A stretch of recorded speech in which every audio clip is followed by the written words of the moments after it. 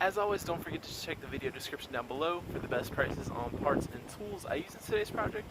Today we got this 2010 Honda Civic, and basically the wheel is just flopping around. So you can fix or do a search, Fixbook, check front end, and you'll kind of see how to be able to tell. But this one we know for sure it's a wheel bearing. So I'm going to show you how to replace this wheel bearing. Let's check it out. Alright, so first couple things we're going to do here is first you're going to lift the car. Always use a jack stand. It's not a bad idea to chalk the wheels in the back. And we're here. Axle nuts. It's a 32, and I used my big old gun, just bam, and it comes right out. If you don't have a gun, you might have to use a breaker bar. And what you'll do is you'll take your wheel off, take your hubcap off, put the wheel back on, and well, you might not have to take the wheel off, you might just be able to take the hubcap off, and then take your breaker bar and a 32, break it loose. That's the way you do it manually with the vehicle set down on the ground. Next, we have a 19. Here we go. We got a 19 right here. No, I'm so, yeah, 19 and a 17 here. We're gonna take both of these off. And you know what, I forgot to tell you all this. This is going to require a press. So what I'm actually doing is I'm taking the whole knuckle off. I'm going to take the knuckle to a machine shop with the new wheel bearing, and then they will press the wheel bearing in and out.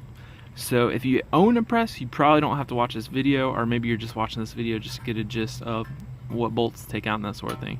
So typically it's going to run you around $30 to $50 to have them press the old wheel bearing out and press the new wheel bearing back in. So first thing I'm doing is I'm taking these two guys off. Then we're gonna come down, and this is a 10 right here. This is your wheel speed sensor. You're gonna take that 10 off, and then you're gonna come over here, and we're gonna pop this guy out because this connects to, actually, you know what, you don't even have to pop that out because that's not connected to the knuckle. So we just got to get everything clear for the knuckle. Knuckle's got to come out.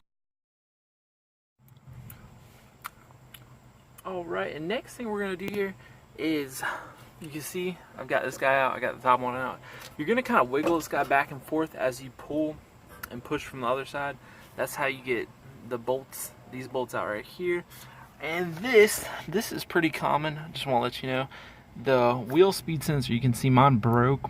A lot of times they'll get rusted in there, so you just be really gentle. Take like a pair of channel locks, like so. Grab onto it, twist gently, and sometimes it just can't be helped. It'll be rusted in there, it breaks off, you gotta get a new one. And that, it's just this wire back through here, and the connector is right here. You just disconnect that.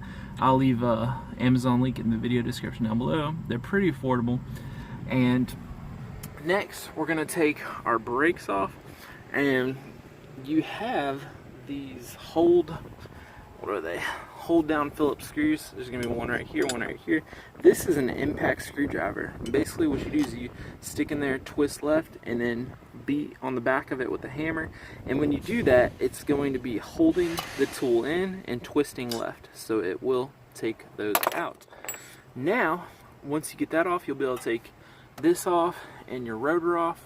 Oh, we're gonna have to take these, I believe it's a 17 here and a 17 down here, right there. Then we'll be able to take the rotor off. And last couple things we'll have is this tie rod. We'll take the tie rod off, and we'll take that lower ball joint.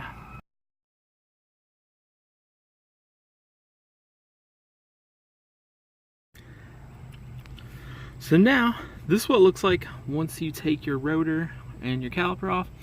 And what I did for this guy is I just unplugged his wheel speed sensor, and we're going to take the whole thing off. And I don't know if they can press this in and out with saving this wheel speed sensor, but we're going to at least try. I'm guessing he's probably going to need a new wheel speed sensor. But from here, I got my tie rod in loose, so now I'm just gonna beat on the knuckle, not the tie rod, okay? So you're gonna beat the tar out of this knuckle to dislodge the tie rod from the knuckle. Next, we've got this ball joint here, and you can see that, this camera will focus camera. This would be the hard place to disconnect it from, so we're not gonna mess with that. But on the bottom of these three little knobs, there's a nut, and a bolt. They're 17 millimeter. We're gonna take all those out, and then this whole knuckle will come off and we can take it to the machine shop. Okay, now I took my upper bolt, or my lower bolt out here for the spring and strut assembly, and I've got all my stuff out right here. That's what it looks like at the bottom. Hopefully you can get a good shot of that. And then got my steering, tie rod end out. Now this axle nut is probably sticking in there a little bit, but what we're gonna do is we gotta get this hose out of the way. So I'm gonna set the caliper right there. Just kind of set out my way. Now I'm gonna bring this guy forward. That's a light caliper, it's probably fine. Now just gonna pull this guy up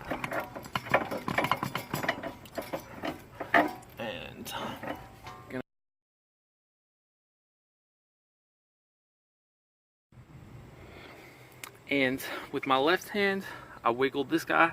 With my right hand I grabbed the axle right here, wiggled him out, and now we'll see. That's it. That's your knuckle.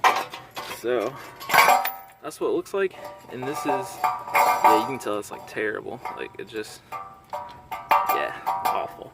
So we'll take this whole piece to the machine shop with our new wheel bearing.